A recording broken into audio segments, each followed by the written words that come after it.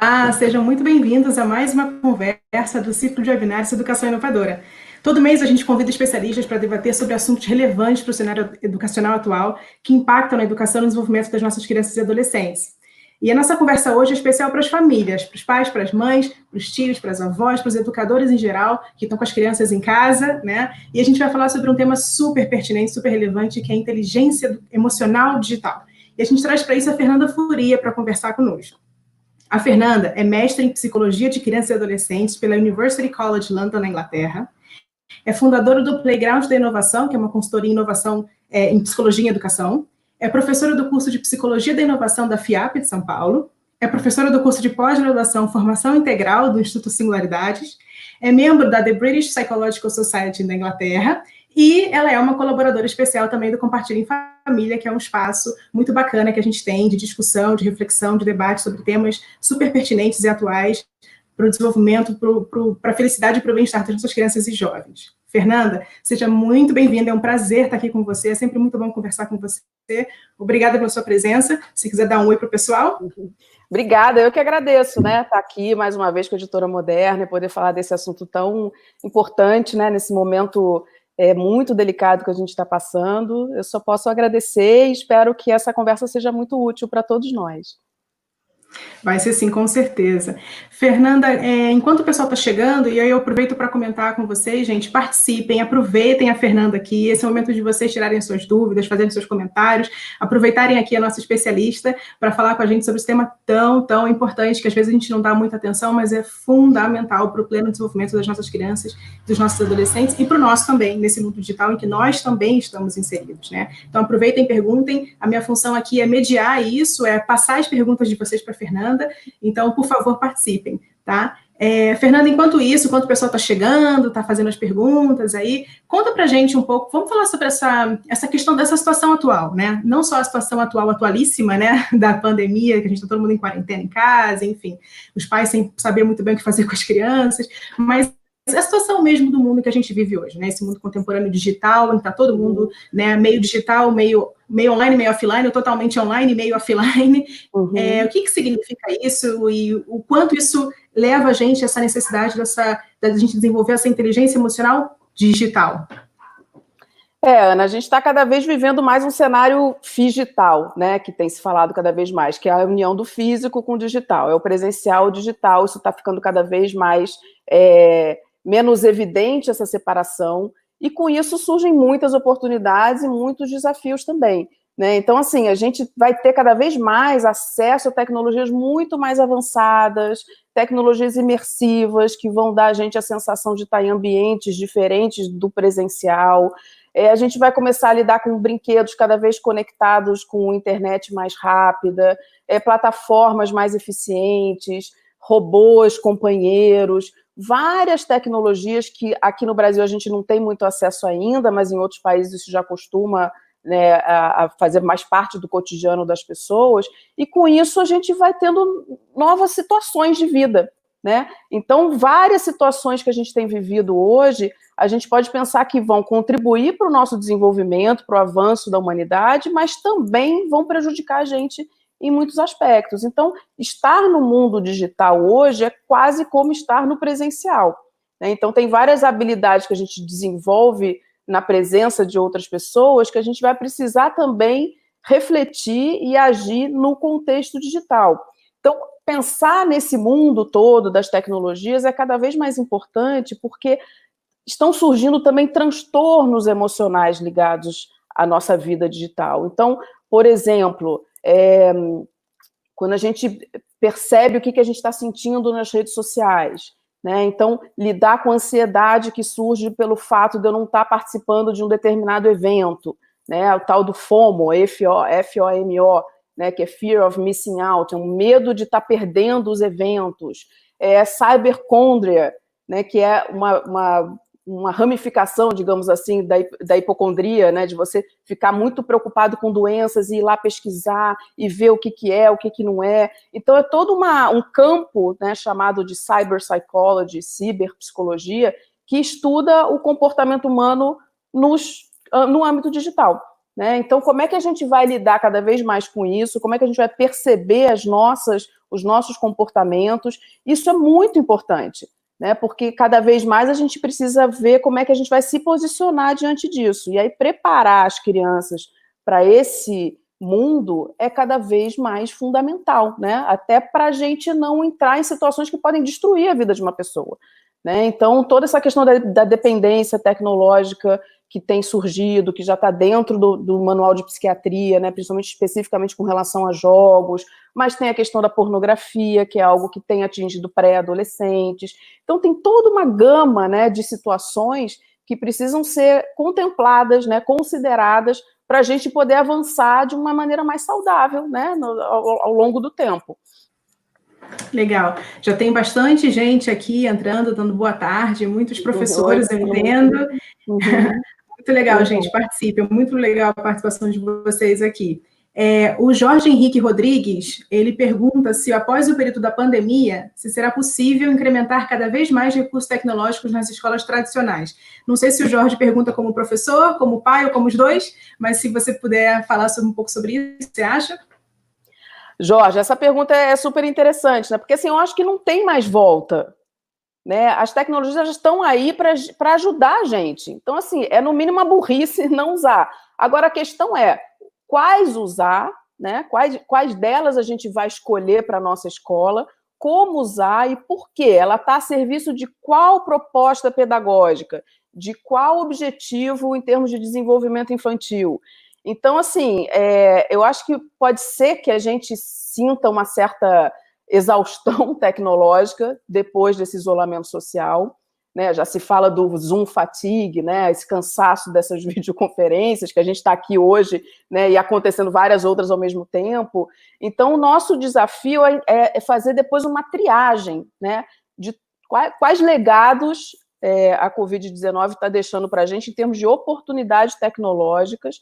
Eu acho que os pais estão se dando cada vez mais conta que também a criança ficar sentada em frente ao computador por horas, escutando videoaulas, na verdade, uma reprodução daquilo que ela está tendo nessa escola, né? De também ficar sentada em sala de aula, 50 minutos, escutando o professor falar e toca o sinal, tem 5 minutos de intervalo e já vai para outra, né?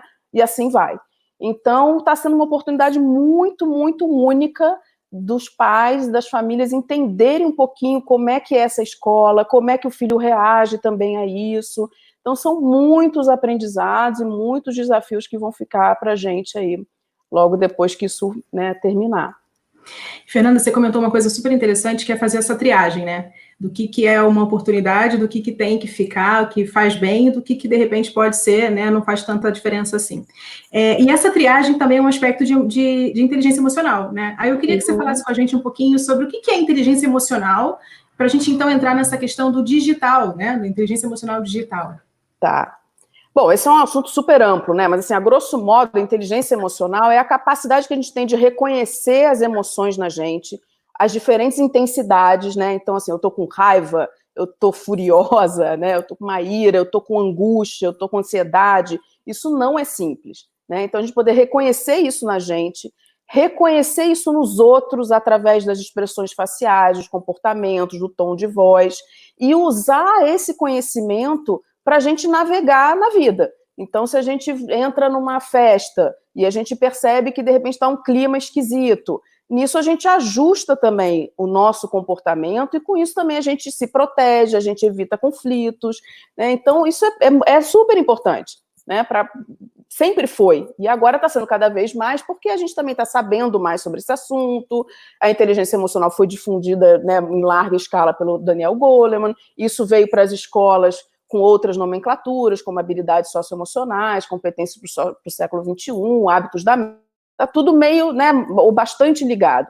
Né? Agora, a inteligência emocional digital, ela é como se a gente transpusesse a inteligência emocional no presencial, né, com as pessoas, para o campo digital.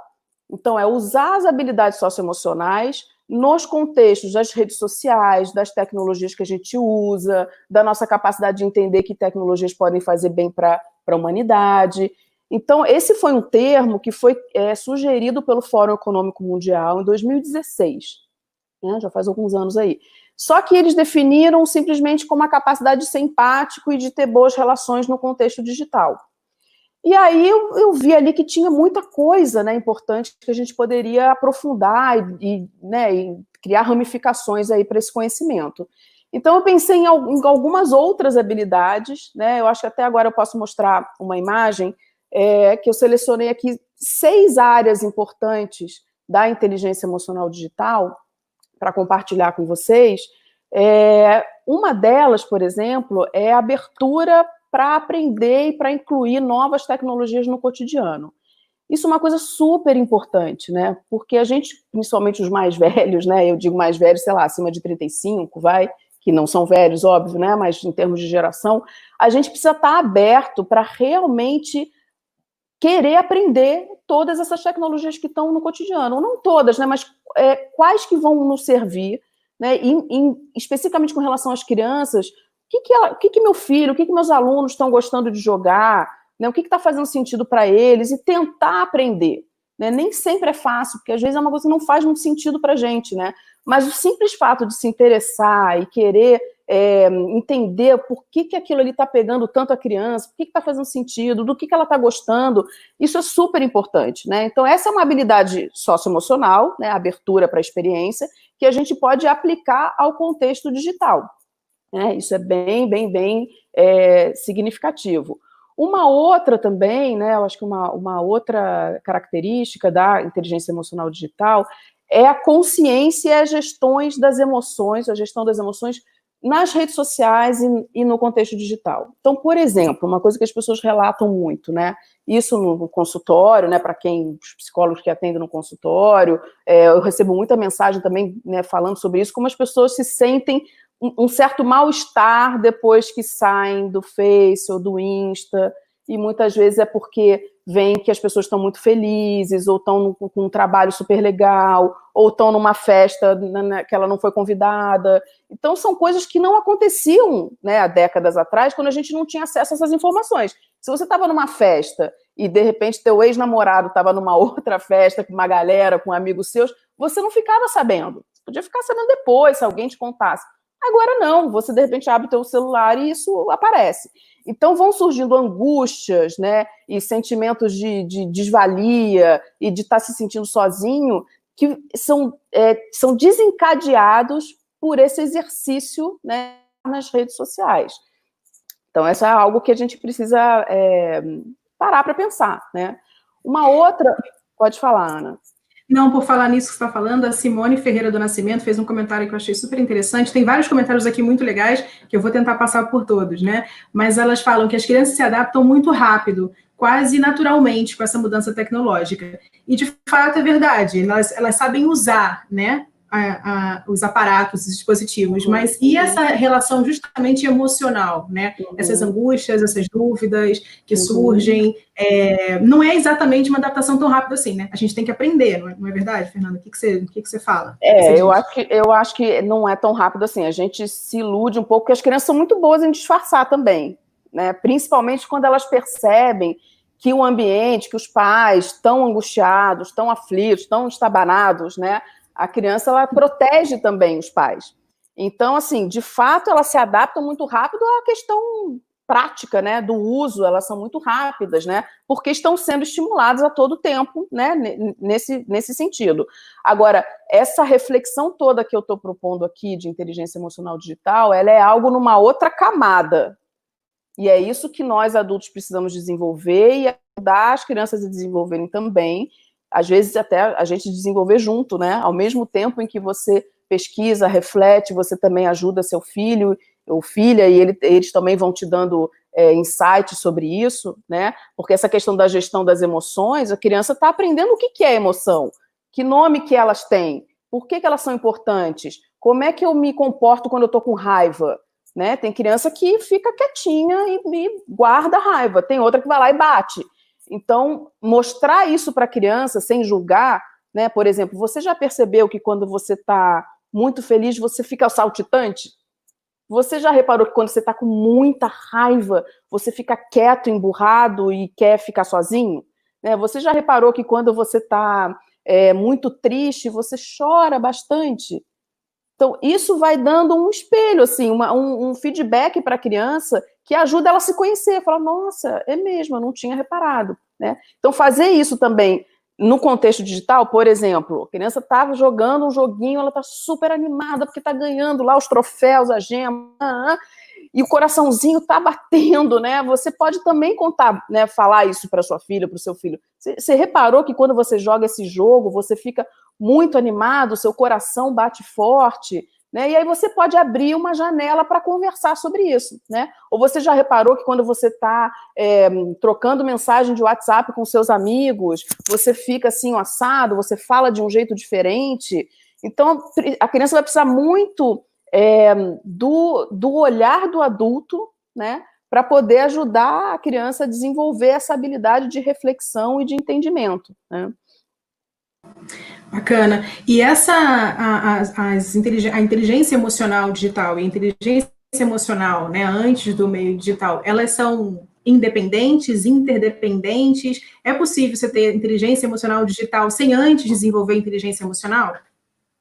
Essa é uma boa pergunta, Ana. Eu acho que elas vão acontecendo meio que ao mesmo tempo, sabe? Ainda mais hoje em dia, ainda mais se for criança, né? Porque a gente está a todo momento, né, transitando nos dois lados. Então, assim, é claro que para quem é mais velho e pegou essa onda toda tecnológica depois, se você é uma pessoa que consegue entender minimamente das suas emoções, consegue sacar mais ou menos como é que você reage em diferentes situações, tem uma chance maior de você poder fazer essa reflexão também nas situações virtuais. Mas, assim, não necessariamente. Às vezes também uma pessoa, ela, por justamente não estar na presença de outras, o que pode gerar angústia em algumas pessoas, ansiedade, né? Quem tem fobia social, ela consegue ficar mais tranquila para fazer toda essa reflexão no ambiente digital. Então, se ela recebeu um comentário, ela postou uma foto dela e aí recebeu uma crítica, né? O ideal é que a gente consiga respirar, né? Deixar passar o incômodo, entender por que será que aquela pessoa fez aquela crítica, o que eu postei também, aquela imagem que eu publiquei, ela pode suscitar nas pessoas inveja ou raiva, né? E aí responder ou não, né? De acordo com essa reflexão, e não já de cara no impulso responder. Isso serve para WhatsApp, isso serve para e-mail, né? Isso serve para qualquer comentário em rede social, né? Para, respira, pensa, né? Para que eu estou publicando isso, né? O que eu quero com isso? Qual é a minha necessidade emocional por trás desse movimento de eu publicar um texto específico, uma imagem, de eu recompartilhar alguma coisa, né? Interessante, né? Porque ao mesmo tempo que, justamente por a gente estar no meio digital, ter essa tela na frente, você não está vendo outra pessoa, então você acaba falando, fazendo alguma coisa, também te dá por outro lado, te dá uma oportunidade de pensar um pouco, né? Quantas vezes eu admito, eu sou adulta, e quantas vezes eu já escrevi alguma coisa e depois apaguei, né? Assim, não, deixa para lá. Porque é isso, né? Ao mesmo tempo em que você tem um pouco mais de coragem, você também tem um tempinho, um tempo curto, né? Que eu acho que isso é importante saber, né? Porque depois desse tempinho ficou para sempre, né? E aí gera outros conflitos, enfim. Mas é interessante isso, né? Essa gestão das emoções, justamente, né? E eu já pequei muito por isso, e por ter pecado tanto e ter tido que apagar tantas vezes, hoje em dia eu já penso várias vezes, né? Eu acho que talvez seja uma estratégia, né? De se lidar com essa questão, né, das emoções. Não, com certeza. Eu tenho um comentário. Só para pegar um gancho que você falou, que é super importante, da questão de que fica registrado, né, o que você escreveu. Isso é uma das diferenças maiores, né, entre o presencial e o digital. Se você vai numa reuniãozinha, está lá num bar, numa roda de conversa com os amigos, você fala alguma coisa inadequada, você tem alguma atitude que não foi legal, aquilo ali tem um alcance pequeno, né? De repente os amigos podem fazer uma fofoca, contar para mais alguém, daqui a pouco esqueceu. No digital, não, aquilo ali fica registrado. Mesmo que se você deletar, né? Tem gente que fala, mas eu deletei do meu perfil. Sim, você deletou, mas enquanto estava lá, alguém tirou um print, né, tirou uma foto, né, daquilo que você publicou, já compartilhou no WhatsApp, e aquilo já viralizou. Então, o alcance, né, é como se fosse um vírus. Né? O que você publica, dependendo do que viraliza, né? E alcança milhões de pessoas e fica registrado para sempre. Então, o potencial de dano do seu comportamento nas redes sociais, ele é infinitamente maior do que no presencial.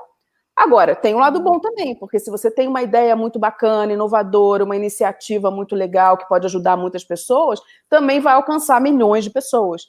Então, a gente tem que fazer esse equilíbrio, né, assim, de pensar sempre em oportunidades e também desafios, responsabilidades e as consequências.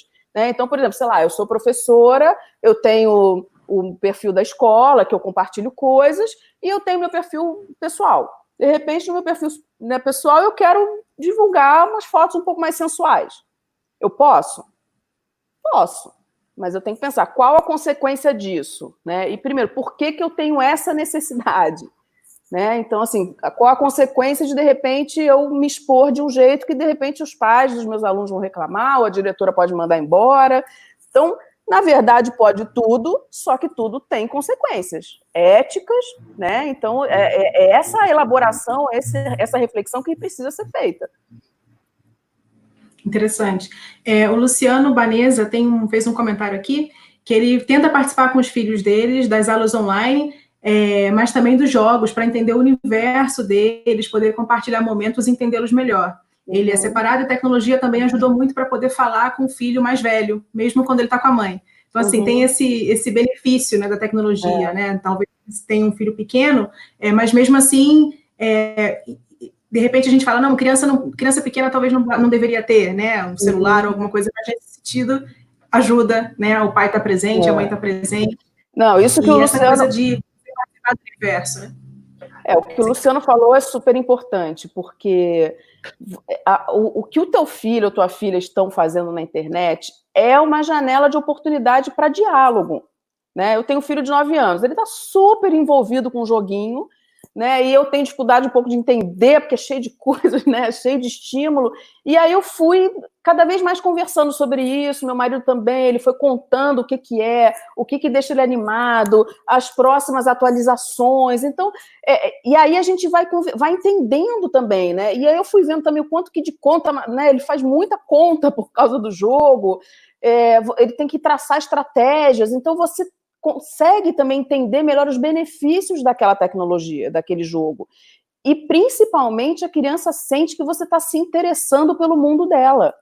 Que, no fundo, gente, assim, é uma das coisas mais importantes que tem, né? Você sentir que você é interessante, né? Que seu pai, sua mãe, sua avó, né? As pessoas que gostam de você, sua professora, se interessa por você, pelo que você tem para dizer, pelo que você gosta, né? Isso dá uma ligação emocional, assim, muito poderosa. Então, muito legal esse comentário do Luciano.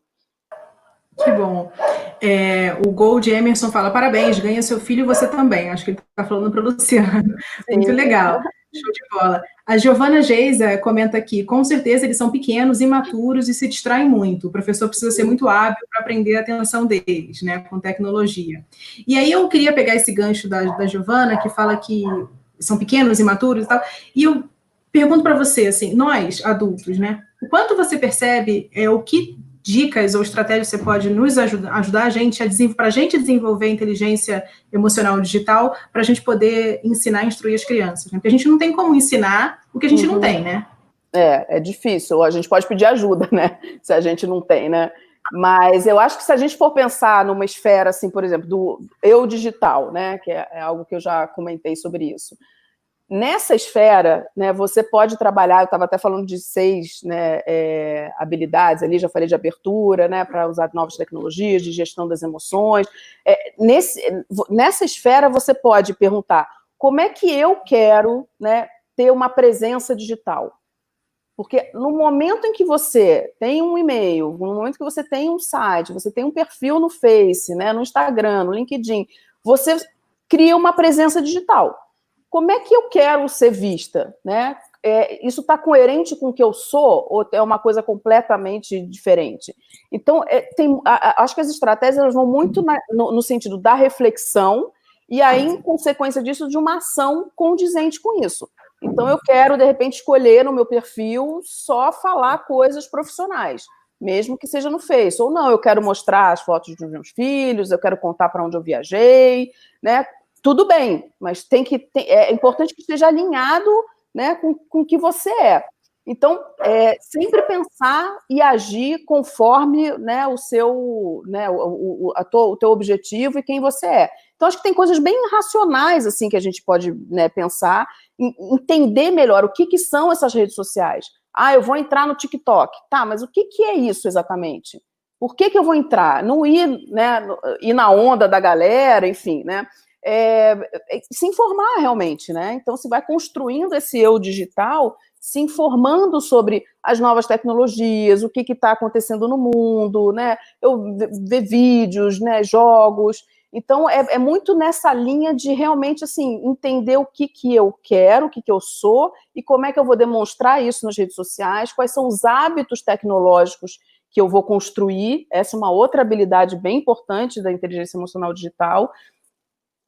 Como é que eu estou usando isso tudo no meu dia a dia? Que tecnologias eu estou usando para o meu trabalho que me ajudam? Que tecnologias eu estou usando para me conectar com as pessoas? Como é que eu fico quando eu uso essas tecnologias de manhã, de tarde, de noite? Eu fico mais atacada, né? Eu fico mais ligada? Isso me faz mal? Então, e se eu desligar o celular, sei lá, a partir das 8 horas da noite, tudo bem? Ou eu não posso fazer isso porque eu tenho, sei lá, uma mãe, um pai idoso que precisam de mim, eu não tenho linha fixa de telefone. Como é que na rotina familiar, né, isso vai se construir? Então, é você pensar em você com relação às tecnologias e às redes sociais.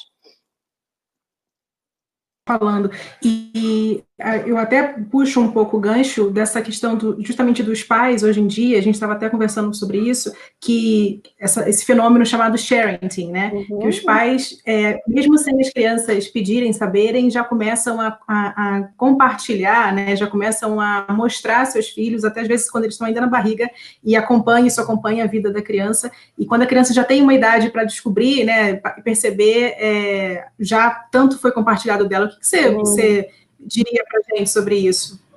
Esse é um fenômeno bem complexo, né? Chama sharenting, porque vem da palavra em inglês share, de compartilhar, né? E parenting, que é parentalidade, né? Ser pai e mãe. Isso revela, na verdade, uma infância cada vez mais monitorada, né? Então, a gente está entrando numa era em que as crianças, os bebês, eles já são expostos desde sempre.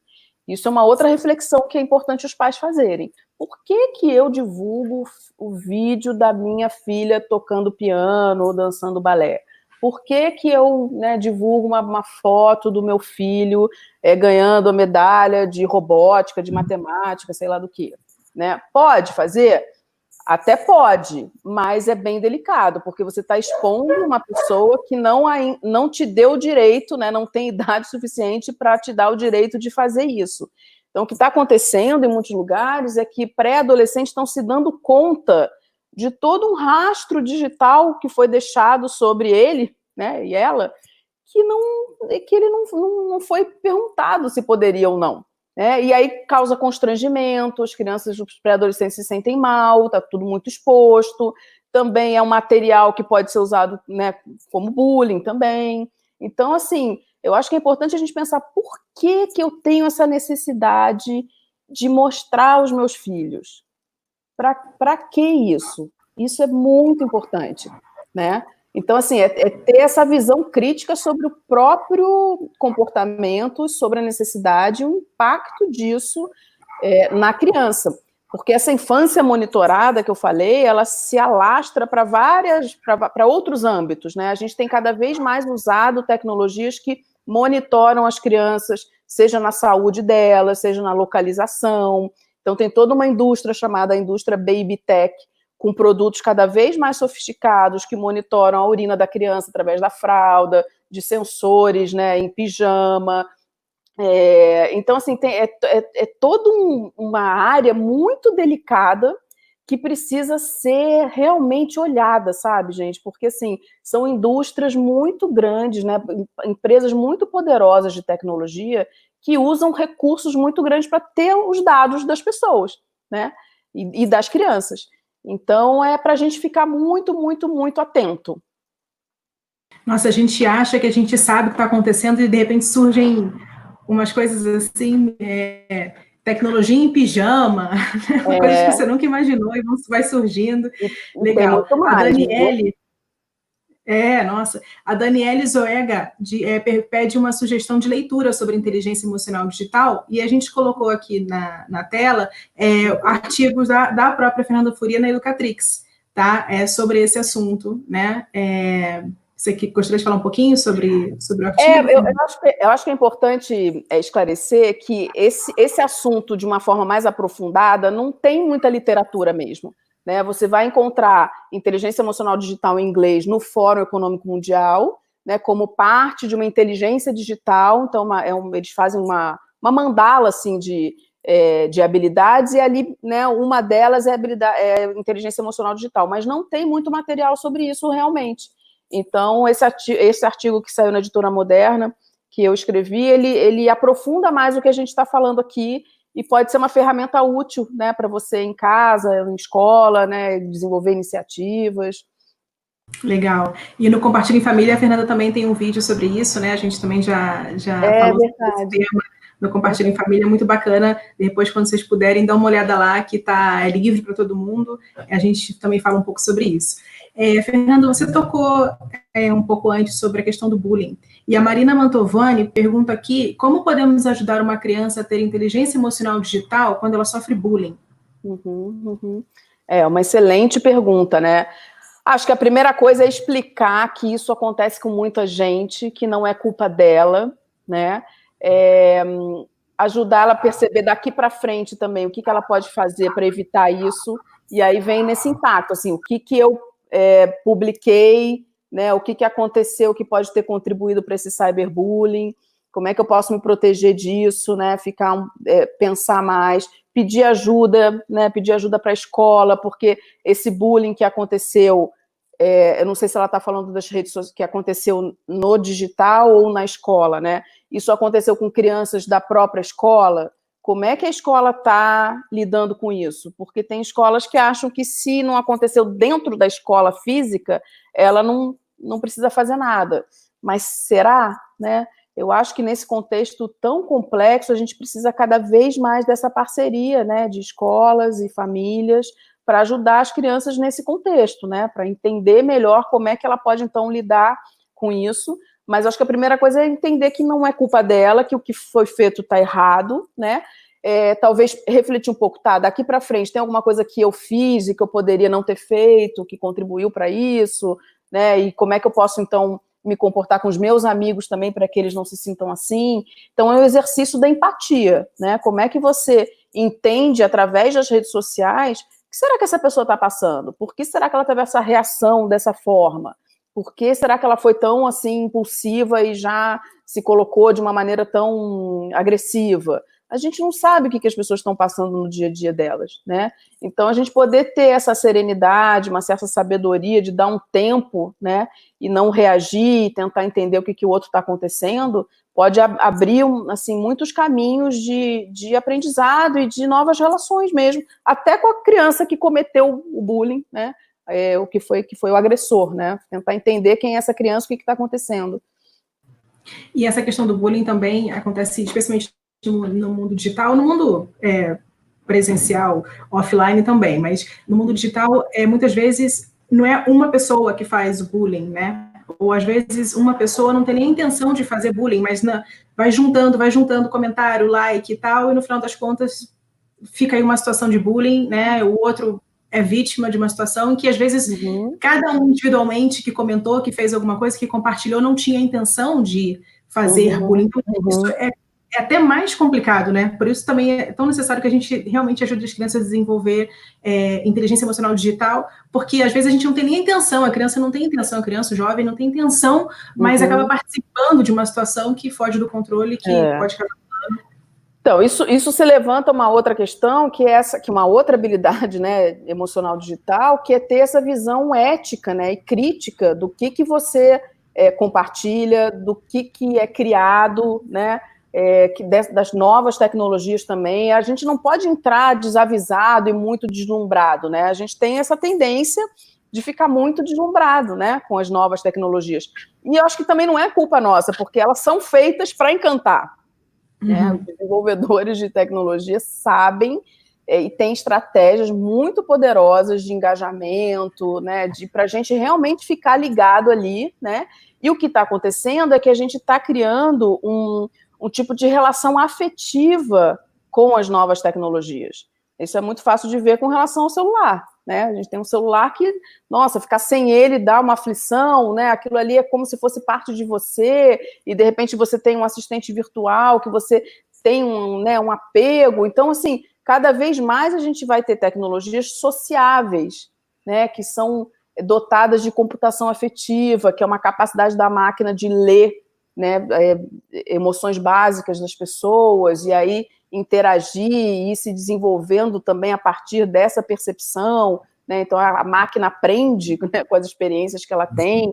Então é tudo muito complexo e feito para a gente realmente gostar daquilo, né? Então quanto mais a gente puder ter essa visão crítica, mais a gente se protege também, né, de potenciais riscos, e mais a gente consegue enxergar oportunidades de crescimento pessoal, de crescimento como sociedade, né?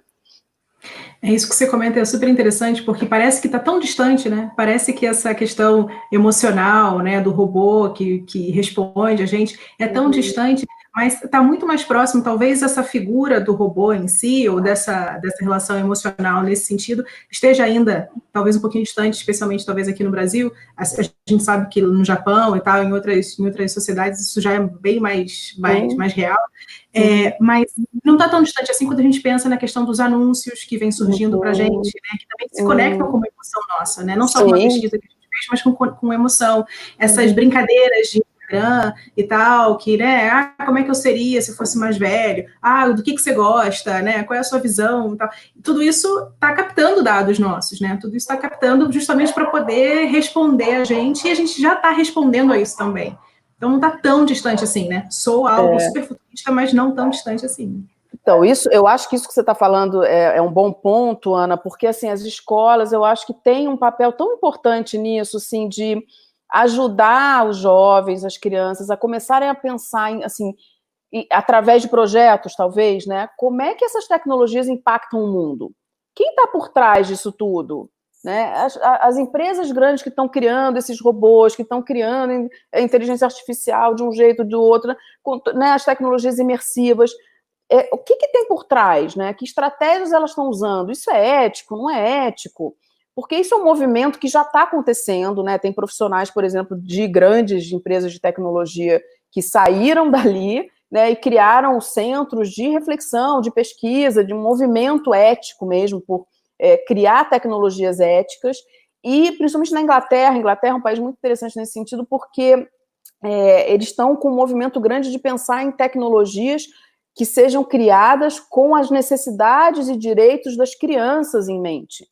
Porque, de uma maneira geral, as tecnologias vão sendo criadas, a galera lá de robótica, engenharia, né, vai criando tudo, super legal, interessante, só que não pensam, tá, mas isso pode ser usado por crianças ou não? E não no sentido de assim, não, vamos colocar uma faixa etária aqui recomendada. É que, assim, as tecnologias vão sendo usadas. Quando vê, a criançada está usando, e aí vai dando ruim, e aí tem que correr atrás para pensar em leis, em proteção, como é que faz.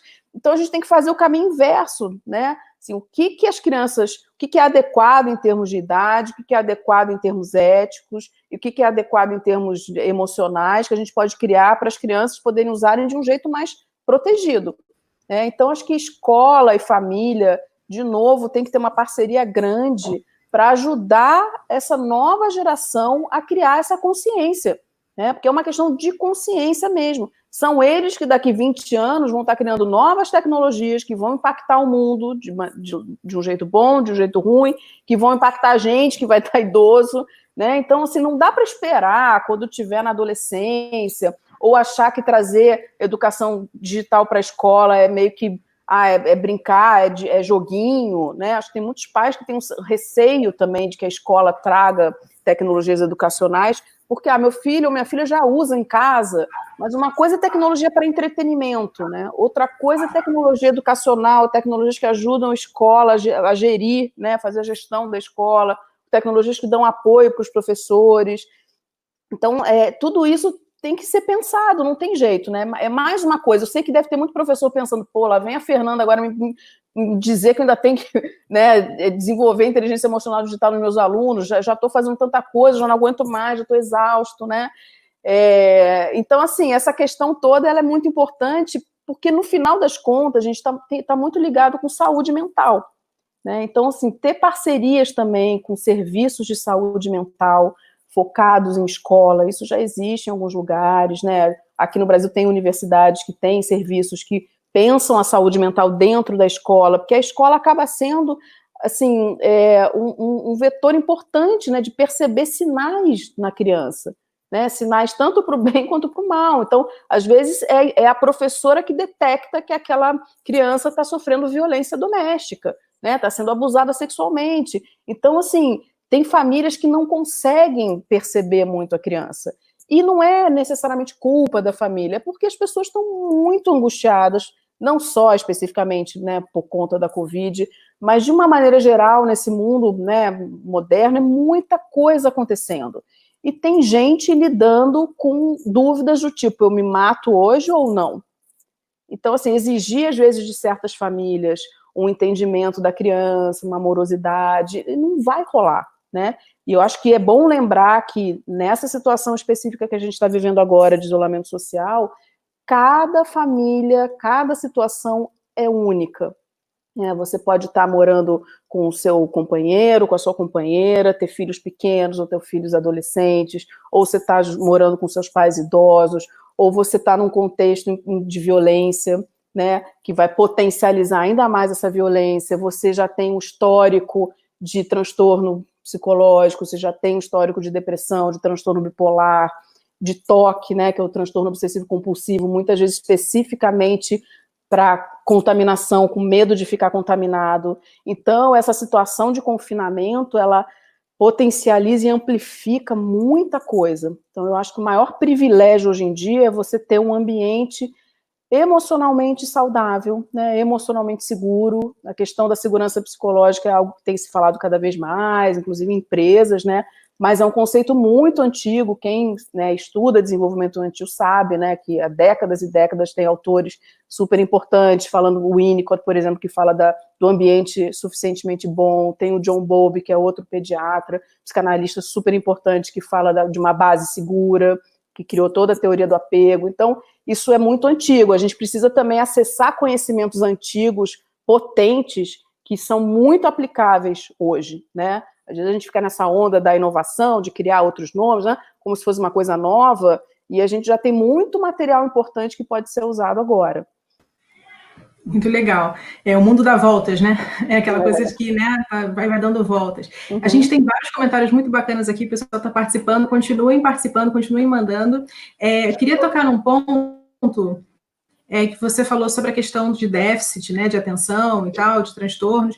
E a Carla Maria, ela pergunta, ela fala, Fernanda, gostaria de saber como será realizado entre essas perdas presenciais para crianças com déficit de aprendizagem, né? Essa questão de talvez estar fora do dia a dia da escola, né? Quanto isso impacta? Estou entendendo que a pergunta é por esse caminho. E Ana Cláudia fala, perfeita live. Legal, Ana Cláudia. Então, Carla, essa é uma pergunta super importante, né? Porque, de novo, a gente está numa situação que ela reúne tantas coisas que é difícil a gente recortar, né, um assunto, né, e falar, bom, as crianças com dificuldade de aprendizagem, elas vão ficar melhor ou pior depois da tecnologia, depois disso, não dá para saber. Uma coisa que eu tenho achado interessante, muita gente comentando, e eu recebo também, né, muitas mensagens, tem famílias que estão percebendo que os seus filhos estão mais calmos durante esse confinamento. Estão conseguindo se concentrar mais. Então, assim, eu acho que, de novo, vai ter que ter uma parceria muito grande com a escola e com os profissionais que atendem essas crianças, se for o caso, né? Se são crianças que já têm um psicopedagogo, já fazem uma psicoterapia, conversar para ver o que dá para ser usado, né, nesse momento, se tem algum jogo virtual, né, que dá para ser usado, que depende muito da idade da criança, do tipo de dificuldade, né? Então, acho que de novo, pensar nessa parceria com profissionais que já conhecem a criança, e eu acho que a gente precisa relaxar também, né? Assim, vamos supor que 2020, em termos de escola, assim, não aconteça direito, abre, fecha, a gente vai... Não vai ser um ano na vida de uma criança, de uma pessoa, que vai fazer tanta diferença, sim, né, no aprendizado global dela. Eu acho que tem muitos aprendizados dentro de casa que a gente pode fazer, que talvez sejam mais relevantes ainda nesse momento, né, do que aprender conteúdo. Eu acho que a gente pode estimular muito as crianças a participar das tarefas de casa. Essa questão da rotina é importante, mas também, de novo, depende da família, né? Eu acho que cada família tem que entender o que é possível para mim agora, quais são as minhas condições, eu tenho ajuda, eu não tenho ajuda, né? Eu estou sozinha com 3 filhos, eu tenho um marido que me ajuda, ou nós dois estamos trabalhando, a gente tem um computador só. E aí entrar em contato com a escola e falar, olha, a minha situação é essa, eu consigo dar conta até aqui, depois eu não vai dar, né? E aí, assim, aproveitar a casa, né? Então, a casa como espaço para conhecer mais os filhos, para ver mais televisão, para comer pipoca, para brincar, né? Se der, porque eu acho que o que não falta é dica, né? A gente entra na internet, tem vários blogs, várias coisas, possibilidades de brincadeira, do que fazer, do que não fazer. O que é mais delicado é assim, o quanto de energia eu tenho para fazer isso tudo. Eu tenho energia para sentar com meu filho e ficar brincando algumas horas? Talvez a pessoa não tenha nesse momento, né? Por várias questões. Então, a gente tem que fazer o que é possível, né? E se a criança está com mais dificuldade de aprender, ainda mais naquele veículo tecnológico, vai fazer o que é possível. O que não der, não deu. Ela vai aprender de outras formas depois e vai ter aprendizados que ela só teria nessa situação, né? Então, acho que a gente tem que também ver o lado bom e o que pode ser aprendido agora que não aprenderia numa outra situação, né? Continuando a escola. Legal. E pegando esse gancho que você está falando, né, da relação da criança com o aprendizado, né, na escola, o Rodrigo Fernandes, ele fez uma pergunta aqui, ele fala, boa tarde, sou professor de Química e estou ministrando aulas online em minha residência. Gostaria de saber a opinião da Fernanda sobre como lidar com aqueles alunos que estão conectados nas webconferências, mas não participam de nenhuma forma das aulas. É o aluno típico, né, no final das contas, é a situação que a gente conhece na sala de aula. Como lidar com a questão do fazer de conta que se está estudando dos adolescentes? É o transpor a realidade presencial para o digital. Rodrigo, essa é difícil, é um super desafio, né? Porque a galera do fundão, né? A turma do fundão que de repente está ali só fisicamente, né? Eu acho que se você está percebendo isso, de alguma forma, não sei qual o tamanho da sua turma, né? Mas se de alguma forma você puder ter um contato mais único, né, mais direto com aquele adolescente, com aqueles adolescentes, né? E quem sabe, né, ligar, mandar um vídeo e falar, estou percebendo que de repente você não está tão engajado. O que está acontecendo? Porque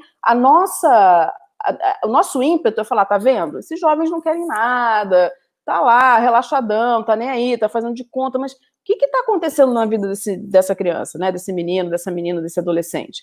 Em que situação ele está? De repente ele está ali porque ele tem que estar, mas estão os pais brigando, ou ele já apanhou de manhã, né? Ou não sei, entendeu? Então, assim, talvez conseguir ter uma coisa um pouco mais personalizada, né? Um olhar mais único para tentar entender o que está acontecendo, né? Bacana, legal. Vários comentários aqui bacanas, muito boas colocações da Leonilda. A Giovana fala, os temas abordados são muito interessantes, parabéns pela escolha. E a Lene Matar, do Colégio Neuza Rocha, ela fala, muito boa essa live, parabéns, obrigada. Queria que vocês falassem como os pais que não dominam a tecnologia digital podem ajudar os filhos nesse momento em que estão com aulas online. Uhum. Lene, super desafio, né? Porque realmente tem pais que não tem essa agilidade, né? Eu acho que, mais uma vez, a gente vai cair na parceria com a escola. Sabe essa coisa de amigo, gente? Amigo, sabe? Aquela pessoa que você pode contar e tudo. Eu acho que a gente tem que ser muito amigo um do outro agora, né? É uma situação muito esdrúxula, muito, muito grave, né? Então, assim, se eu não sei mexer, se eu não entendo, claro que tem um esforço meu, né, de tentar minimamente pesquisar e procurar informações, conversar com outros pais, de repente formar um grupo, né, de falar, gente, me dá umas dicas, eu não sei direito, de repente uma mãe ou um pai que entende melhor faz uma videoconferência, ensina, a gente vai ter que se ajudar, né, a gente precisa disso, né, então acho que essa pandemia toda, ela também está trazendo à tona o que é básico, né, para um ser humano. São as relações, é o afeto, né, é amor, é carinho, é amizade, né, é isso que ajuda uma criança a aprender. Agora, se ela está num contexto que os pais estão falando mal da escola, falam mal do professor, estão reclamando que não dá isso, aquilo, não adianta mexer na tecnologia. Aquela criança não vai render, não vai aprender, aquilo não vai fazer sentido nenhum, né? E eu acho que pode ser uma oportunidade também da gente ensinar a criança que, assim, tudo tem um lado chato, né? Por mais que você goste muito de jogar futebol, vai ter uma parte do treino que é repetitivo, que é chato, né? Que não vai ser um jogo legal. Então, né, de certa medida, assim, mostrar isso para a criança. Olha, tem uma parte que vai ser sempre chata. Vamos treinar um pouco isso? Isso vai te ajudar muito depois. De fato, é chato isso? Não faz muito sentido? Não faz. A gente precisa reconhecer a verdade, né? Para algumas crianças, estudar química ou matemática ou o que for, é um saco, né? Então, não adianta a gente falar, não, mas precisa, mas tem, mas, assim, acolher isso, né? Nesse momento é muito importante. Que você está falando, a gente entra numa outra questão que é a tolerância à frustração, né? Você também saber lidar com o que também te frustra, né? Te incomoda, mas você faz parte, né? Para você chegar à parte legal, aprender. A Mari Pereira fala... Oi? Só para fechar, né? Só para fechar essa questão da frustração, isso na questão online era super importante. O adolescente, a criança quer criar um canal no YouTube, quer criar um podcast. Legal. Vamos tentar entender, mas por que você quer fazer isso? Qual seria o tema? Como é que você acha que isso vai contribuir? Para quem você quer falar isso? E olha só, quando você faz isso, você provavelmente vai receber elogios, mas você também vai receber críticas. Como é que você vai se sentir com relação a isso? Você vai ficar muito frustrado, vai ficar mal, né? Tem que se preparar para isso, tem que entender que sempre você não vai agradar todo mundo. Então, essa questão da frustração, ela é muito frequente quando a gente está navegando no contexto digital. Então, de novo, cai na questão de reconhecer as emoções que você está sentindo, as sensações, administrar isso e criar estratégias que te protejam, né, para você não ficar muito mal com isso e que te ajudem a se desenvolver. Legal. A Mari Pereira, ela fala, eu particularmente estou amando estar com minhas duas em casa nessa quarentena. Muitos aprendizados e muita diversão. Estamos criando memórias afetivas na vida delas. Que lindo, muito bom. Você tocou num ponto interessante dessa questão de você vai receber críticas, né? Se você abrir um canal e tal, quando você se expõe, que é a verdade também fora do mundo digital, mas no mundo digital tudo se amplia muito, né? E fica lá registrado para você ficar lembrando e vendo as críticas o tempo inteiro. Mesmo que você não tenha um canal, você simplesmente tem lá o seu Instagram, o seu Facebook, enfim. E aí surge na gente mesmo essa questão dos likes, né? De quantos likes eu tenho, não tenho tantos likes. Isso é uma coisa nova, Fernanda? Assim, essa necessidade que a gente tem de ter like, de ter a curtida, de ter compartilhamento, é algo que é novo, é uma angústia que vai gerando na gente, né? E é algo novo, é algo que realmente surgiu com o mundo digital? Não, Ana, porque isso faz parte da necessidade humana de ser gostado, de ser aceito, de ser aprovado, né?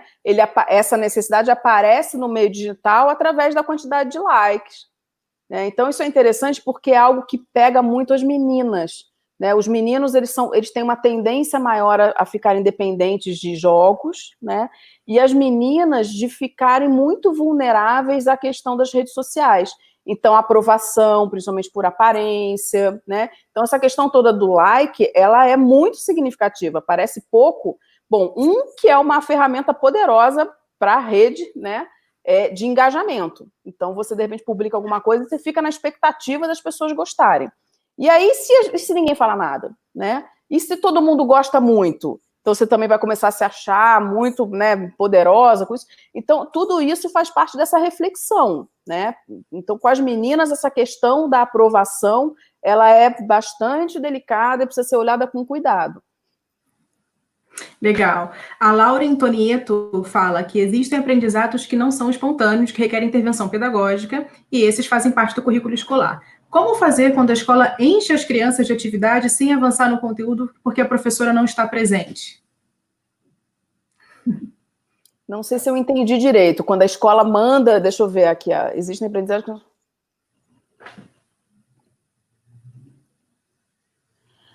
Olha, de novo, a gente vai cair nessa questão do que é a escola, qual é o papel da escola daqui para frente, né? As escolas que estão cada vez mais ainda insistindo nesse modelo de jogar conteúdo, né, nas crianças, elas vão ter que repensar.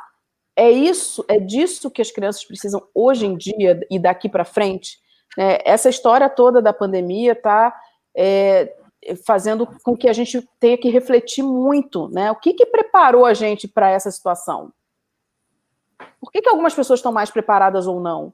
Do que a gente precisa realmente daqui para frente para formar uma geração de crianças, né, e de jovens capazes de serem produtivos, de contribuírem para a sociedade, de usarem as tecnologias de forma ética, né? Assim, a gente está precisando disso, de pessoas com capacidade crítica, pessoas do bem, né, produtivas, saudáveis emocionalmente. O conteúdo, ele é importante, mas ele é secundário cada vez mais daqui para frente. Então, as escolas, as empresas, está todo mundo tendo que repensar. O movimento de inovação e educação, ele não é de agora, né? Já tem pelo menos aí uma década importante aparecendo escolas e novas metodologias. A gente precisa entender melhor sobre isso, discernir o que é moda do que é realmente aplicável, né? Entender cada escola, né? Acho que tem essa cultura digital para a escola também. A escola tem que se posicionar. O que eu acho das tecnologias, como é que a gente quer ser enquanto escola. Tem escolas que acham que a tecnologia só deve ser usada no ensino médio, né? Isso vai continuar assim, né? Se não, eu acho que desde a educação infantil a criança já tem que ter um iPad, já tem que... Como é que a gente vai fazer isso? Que estratégias a gente vai usar para implementar a nossa filosofia digital na escola? Né? Então, essa questão toda de conteúdo versus habilidade, isso vai ter que ser realmente, assim, uma metamorfose que a gente está vivendo. Bacana você falar isso, e bacana que a gente está falando sobre esse tema para os pais também, né? Que você fala aqui dessa filosofia digital. Pegando isso, assim, certamente a escola não precisa decidir isso por conta própria, né? Pode ser algo discutido e acordado, né, entre as famílias também com a escola, né? E a gente... Isso que você falou é bem importante, Ana, porque os pais não têm obrigação de saber o que está acontecendo no mundo com relação à educação, né? Essas transformações todas. A escola é importante que ela informe os pais também, porque muitas vezes a escola quer mudar, ela quer trazer modelos mais atualizados, que os alunos vão aprender melhor, mas os pais ficam presos à questão do conteúdo, do que é aquela escola forte, né, entre aspas, porque treina para o Enem, treina para o vestibular. Então, de novo, a gente precisa de uma parceria muito forte, né, de informação para os pais entenderem melhor e também contribuírem, né, para que a gente consiga ter uma educação formal mais alinhada, né, com os novos tempos. Bacana, e a gente está aqui nos nossos 3 minutinhos finais aqui da nossa conversa, aí eu vou aproveitar e vou pegar o comentário, uma pergunta da Andréia Brum, está adorando a live, legal, Andréia, e ela diz, minha filha está acompanhando bem as aulas online, mas apesar dela aceitar que a escola no momento é em casa, como fazê-la compreender melhor essa nova situação da educação? Então, André, eu não sei exatamente quantos anos tem a sua filha, né? Se ela for maiorzinha, né? Já dá para entender melhor, assim, que esse é o momento. A tecnologia é o recurso que a gente está tendo hoje para poder manter um contato com a escola, para poder manter minimamente a capacidade de aprender, de seguir com as coisas que ela poderia estar fazendo na escola, né? Que antigamente, né, a gente já passou por outras pandemias. E o que aconteceu é que aí não tinha tecnologia, as pessoas ficavam em casa e não tinha escola, enfim, e aí a coisa, né, era um outro tipo de aprendizado. Então, que assim, mostrar também que tem vários tipos de aprendizado para a vida. Tem o aprendizado dos livros, né, tem o aprendizado que o professor pode dar para a gente, tem o aprendizado dos nossos pais, tem um aprendizado da vida, né, do dia a dia de uma casa, de administrar uma casa. Então, eu acho que é explicar esse panorama, né, geral, que isso já aconteceu antes. Muito provavelmente vamos passar por isso também outras vezes, né? Talvez as crianças de hoje ainda passem por isso mais velhas, e a gente poder ver o que a gente pode aproveitar de bom desse momento. Muito bom. Aqui a gente está nos comentários finais, a Silvana fala excelente live, a Nelly, live ótima, Itamara, parabéns, Moderna compartilha, que legal, gente, que legal que vocês estão gostando, espero que esteja sendo realmente útil para vocês. Fernanda, você quer dar um tchau aí, uma consideração final para o nosso pessoal aqui, que está presente? Sim, eu quero agradecer, né? Agradecer a atenção das pessoas, a participação, né? E acho que falar de novo, a gente precisa ser muito amigo, né, um do outro, né? Amigo da escola, ter interesse pela vida do seu filho, do que ele está se interessando agora, relaxar um pouco mais, a gente não vai dar conta disso tudo, e talvez essa situação toda tenha vindo para a gente, caiu no nosso colo, para a gente mudar a nossa forma de pensar com relação a algumas coisas. Reflitam muito antes de publicar alguma coisa na internet, pensem bastante, né, tenham uma visão crítica, e eu acho que a gente pode sair dessa situação toda bastante fortalecido também. E se precisarem de ajuda com relação à violência doméstica, procurem ajuda, tá? E também com relação à saúde mental. Peçam ajuda para serviços que estão atendendo voluntariamente, peçam ajudas para amigos, tá? Para famílias, isso é bem importante. Manter um ambiente emocional seguro é a coisa mais valiosa nesse momento. Muito bom. Muito obrigada, Fernanda. Adorei a nossa conversa aqui. Você fez excelentes colocações aqui, realmente foi muito útil para todo mundo, para mim também. Obrigada pela sua participação. Obrigada, Ana. Obrigada, Editora Moderna. Obrigada, parceira de sempre aí, né, Ana? Muito obrigada. Sim. A Jéssica fala que agora que ela conseguiu entrar. Jéssica, não se preocupa, porque essa live vai ficar, ela inteirinha, vai ficar gravada aqui no Facebook do Moderna Compartilha e também no YouTube da Editora Moderna, tá bom? Então, vocês fiquem ligados nas nossas redes sociais para acompanhar todas as nossas ações para as famílias e para as escolas. E a nossa próxima live do Ciclo de Educação Inovadora acontecerá no dia 20 de maio, às 17 horas também, e é direcionado para as escolas. E o Miguel Thompson vai falar sobre o tema Competências dos Gestores Contemporâneos. A gente espera vocês. Muitíssimo obrigada. Fique em casa. Muito obrigada, foi ótimo. Até a próxima. Tchau, tchau.